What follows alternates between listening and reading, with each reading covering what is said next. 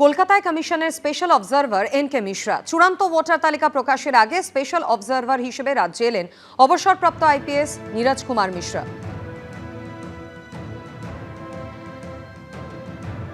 আরও একজন স্পেশাল অবজারভারকে রাজ্যে পাঠালো নির্বাচন কমিশন। প্রাক্তন আইপিএস অফিসার এন.কে মিশ্রাকে স্পেশাল অবজারভার করে রাজ্যে পাঠালো নির্বাচন কমিশন।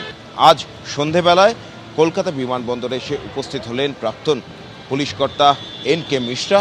স্পেশাল অবজারভার হিসেবে নির্বাচন কমিশন তাকে এখানে পাঠিয়েছে। এই স্পেশাল অবজারভারকে নির্দেশ দেওয়া হয়েছে যে এসআইআর এর কাজ দেখার পাশাপাশি এ রাজ্যের নির্বাচনের প্রস্তুতি কতটা হয়েছে সে বিষয়টাও খতিয়ে দেখে নির্বাচন কমিশনকে রিপোর্ট দিতে।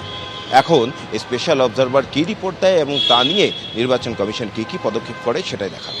ক্যামেরা দীপ্ত চক্রবর্তীর সঙ্গে ব্রতদীপ ভট্টাচার্য, এবিপি আনন্দ, কলকাতা। বিধানসভা ভোটের আগে এবার পরিবর্তন যাত্রা বের করতে চলেছে বিজেপি। আগামী 1 মার্চ রাজ্যের 9 জেলার 9 জায়গা থেকে পরিবর্তন যাত্রা বের হবে। সূত্রের খবর 5 বা 6 মার্চ কোচবিহারের পরিবর্তন যাত্রায় যোগ দেবেন নরেন্দ্র মোদী। শেষে ব্রিগেডে সভাও করবে গেরুয়া শিবির। সেখানেও মূল বক্তা প্রধানমন্ত্রী। যদিও এই কর্মসূচিকে গুরুত্ব দিতে নারাজ তৃণমূল কংগ্রেস। ভোটমুখী পশ্চিমবঙ্গে নতুন কর্মসূচি নিয়ে ময়দানে নামছে বিজেপি। পরিবর্তন যাত্রা। মার্চের প্রথম সপ্তাহে বিধানসভা ভোটের দিনক্ষণ ঘোষণা হতে পারে বলে সূত্রের খবর। আর মার্চের শুরুতেই বিজেপিও এরাজ্যে পরিবর্তন যাত্রা শুরু করতে চলেছে বলে সূত্রের খবর, যাতে অংশ নিতে রাজ্যে আসবেন নরেন্দ্র মোদী। ভোট আসতেই বিজেপি আঁকড়ে ধরল তাদের বহু পুরনো পরীক্ষিত অস্ত্র রথযাত্রা। যদিও এবার তার পোশাকি নাম রাখা হয়েছে পরিবর্তন যাত্রা।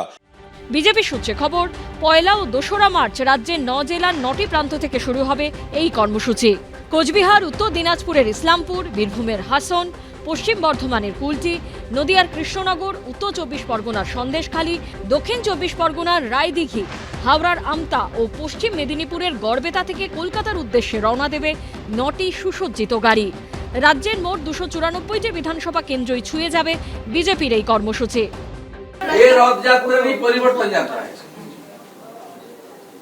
परिवर्तन यात्रा है, इसमें सार्वजनिक रूप से होगा। जहां जहां चुनाव होता है, परिवर्तन यात्रा या चुनाव जीतने की संकल्प यात्रा होता है। ये जिस तरीके से सब राज्यों में होता है, यहाँ भी होता है। কোটি কোটি টাকা দামের বাস, সামনে ড্রাইভারের সিটের উপর একটা মাচা করা আছে, তাতে দাঁড়িয়ে সে হাত নেড়ে নেড়ে তারা কর্তব্য করবে। সেটাই হচ্ছে রথযাত্রা, সেটাই নাকি জনসংযোগ। পশ্চিমবঙ্গের জনসংযোগ শিখতে গেলে শিখতে হবে মমতা বন্দ্যোপাধ্যায়ের কাছ থেকে। সবথেকে বড় কথা, বিজেপির প্রোগ্রামগুলোর গাল ভরা নাম, কিন্তু শূন্য সেসব অনুষ্ঠান। বিজেপি সূত্রে খবর, 5 বা 6 মার্চ কোচবিহারে পরিবর্তন যাত্রায় অংশ নেবেন প্রধানমন্ত্রী নরেন্দ্র মোদী। সেখানে একটি জনসভা করারও কথা রয়েছে তার। সূত্রের খবর, 5টি গাড়ি ব্রিগেডে পৌঁছে যাবার পর 13, 14 বা 15 মার্চের মধ্যে একদিন ব্রিগেডে সভা করবে বিজেপি। সেই সভাতেও প্রধান বক্তা হিসেবে থাকার কথা রয়েছে নরেন্দ্র মোদীর। তবে এই কর্মসূচির উদ্বোধনী অনুষ্ঠানে কেন্দ্রীয় স্বরাষ্ট্রমন্ত্রী অমিত শাহ, সর্বভারতীয় সভাপতি নীতিন নবীন, প্রতিরক্ষা মন্ত্রী রাজনাথ সিং, কেন্দ্রীয় সড়ক ও পরিবহন মন্ত্রী নীতিন গডকরি, জেপি নাড্ডা, ধর্মেন্দ্র প্রধান, দেবেন্দ্র ফড়নবিশ, শিবরাজ সিং চৌহানের মতো একঝাঁক কেন্দ্রীয় মন্ত্রী ও নেতাকে আনা হবে বলে বিজেপি সূত্রে খবর। মোট 9টি যাত্রা শুরু হচ্ছে, প্রায় 5000 কিলোমিটারের বেশি, বিভিন্ন পথ দিয়ে। আমাদের এই যাত্রা চলবে, প্রত্যেক বিধানসভার উপর দিয়ে যাত্রা নিয়ে যাওয়াটাই আমাদের একমাত্র লক্ষ্য। এই যাত্রা শেষ হবে ব্রিগেডে প্রধানমন্ত্রীর জনসভা দিয়ে। যে কেউ আসুক ঘুরুক, কিছু লাভ হবে না, আসা যাওয়াই সার হবে। মানুষ মমতা ব্যানার্জি ছাড়া এখানে কাউকে কিছু ভাবেন না। এত ট্যুরিস্ট আসেন, এখন তো দেখছেন পর্যটনেও আমরা প্রায় প্রথম স্থান অধিকার করেছি। ট্যুরিস্ট আসবে, ট্যুরিস্ট যাবে, এতে তো আমাদেরই লাভ। এই কর্মসূচিকে অনেকেই রথযাত্রার সঙ্গে তুলনা করছেন।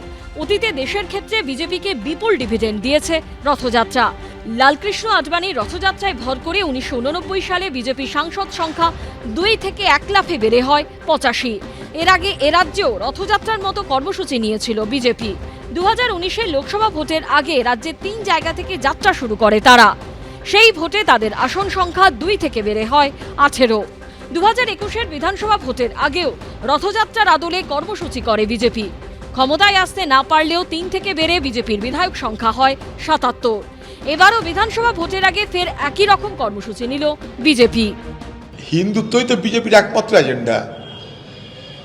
তো এই এজেন্ডা নিয়ে সারা ভারতবর্ষে ভোট করছে, বাংলাতে ভোট করবে। একদিকে দিদির এজেন্ডা চলবে, একদিকে মোদির এজেন্ডা চলবে। ভাগ করে নাও বাংলাকে। গোটা রাজ্যটাকে এই সমস্ত মানুষের কাজ, জীবিকা, ভবিষ্যৎ, লেখাপড়া এখান থেকে সরিয়ে এনে রথ আর মন্দিরের মধ্যে যারা আটকে দিতে চায় তারা মানুষের অগ্রগতিকেই রোধ করে। বিজেপি সেই শক্তি তৃণমূলের সুবিধার্থে এই সুযোগ পাচ্ছে। সূত্রের খবর, 1 ও 2 মার্চ বিজেপির কর্মসূচি চলবে। 3 ও 4 তারিখ দোল পূর্ণিমা ও হোলির কারণে তা বন্ধ থাকবে। এরপর 5 মার্চ থেকে 10 মার্চ পর্যন্ত টানা ব্রিগেডের উদ্দেশ্যে বিজেপির যাত্রা চলবে। এসবের আগে বুধবারই একটি অনুষ্ঠানে রাজ্যে আসছেন অমিত শাহ। দীপক ঘোষ, উজ্জ্বল মুখোপাধ্যায় ও রঞ্জিত সাউয়ের রিপোর্ট, এবিপি আনন্দ। কেউ এমবিএ পাস, কেউ বিটেক, কিন্তু এখনো চাকরি মেলেনি। তাই বেকার ভাতার লাইনেই দাঁড়াতে হচ্ছে বহু যুবক যুবতীকে। কেউ আবার লজ্জায় আসতেই পারলেন না ক্যাম্পে, পাঠিয়েছেন তাদের বাবা মাকে। এমবিএ হয়ে গেছে, এখন বসে আছি। আমি বিটেক করেছি কেমিক্যাল ইঞ্জিনিয়ারিংয়ে, এনআইটি দিল্লি থেকে। পছন্দের পেশা বেছে নেবেন, ভালো চাকরি করবেন, রোজগার করে নিজের পায়ে দাঁড়াবেন, পরিবারকে ভালো রাখবেন, এই ছিল স্বপ্ন। আর স্বপ্ন পূরণের জন্য দরকার ছিল একটা চাকরি, যা এই উচ্চশিক্ষিত তরুণ তরুণীরা পাননি। অগত্যা রাজ্য সরকারের 1,500 টাকার ভাতার জন্য দাঁড়াতে হয়েছে লাইনে। টালিগঞ্জে দুর্গাপুর, রায়গঞ্জ, কোচবিহার, শহর থেকে জেলা, মঙ্গলবার একই ছবি দেখা গেল সর্বোচ্চ। কেউ এমবিএ পাশ করে বসে আছেন, তো কেউ বিটেক।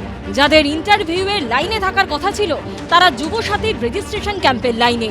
যেমন টালিগঞ্জের বাসিন্দা এই তরুণী এমবিএ পাশ করেছেন, এখনো চাকরি জোটেনি, তাই বাধ্য হয়ে যুবসাথীর জন্য লাইনে দাঁড়িয়েছেন। তবে তার সাফ কথা, ভাতা কখনো চাকরির বিকল্প হতে পারে না। এমবিএ হয়ে গেছে, এখন বসে আছি। এটা চাকরির বিকল্প হতে পারে এই ভাতা? না, অবশ্যই নয়। চাকরি পেলে অনেকটা বেশি অ্যামাউন্টে পাওয়া যায় অবভিয়াসলি, কিন্তু এখন এটা অল্প হলেও একটা সেভিংসের মতন। দুর্গাপুরের প্রভাত কুমার পাঠক মেকানিক্যালে বিটেক পাস, কিন্তু চাকরি পাননি। আমি বিটেক করেছি, বিটেক কিসের মেকানিক্যালের উপরে। তো চাকরি কি পেয়েছেন এখন পর্যন্ত?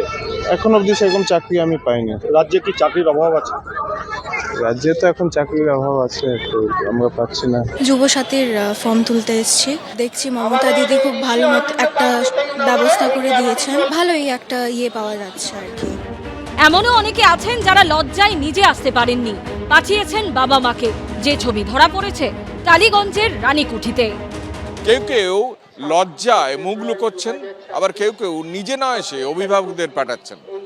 যুবসাথীর এই যে ফর্ম সংগ্রহকে ঘিরে এমন নানা ছবি উঠে আসছে আনাচে কানাচে। আমার ছেলের জন্য এসেছি। ছেলে মাস্টার অফ ফার্মাসি করেছে, ফার্মা করেছে। না, লজ্জাই পাচ্ছি। আমি লাইনে দিয়েছি, যখন একদম কাছে যাবো তখন আমাকে ডেকে নিয়ে আসবো আর কি। কোথায় চাকরি বুঝতে পারছেন তো কি অবস্থা, চাকরি চাই দেখে ইন্টারভিউ দিয়েও তো হচ্ছে না। ছেলেদের জন্য লজ্জা পায়, লজ্জা পায়, এত লোকের মধ্যে আসবে না, এমনি আমাকে দিয়ে চলে গেছে। এই লজ্জা কি কোনোদিন ঘুচবে? কৃষ্ণেন্দু অধিকারী, সুদীপ চক্রবর্তী ও শুভেন্দু ভট্টাচার্যের রিপোর্ট, এবিপি আনন্দ। এবিপি আনন্দ, এগিয়ে থাকে, এগিয়ে রাখে।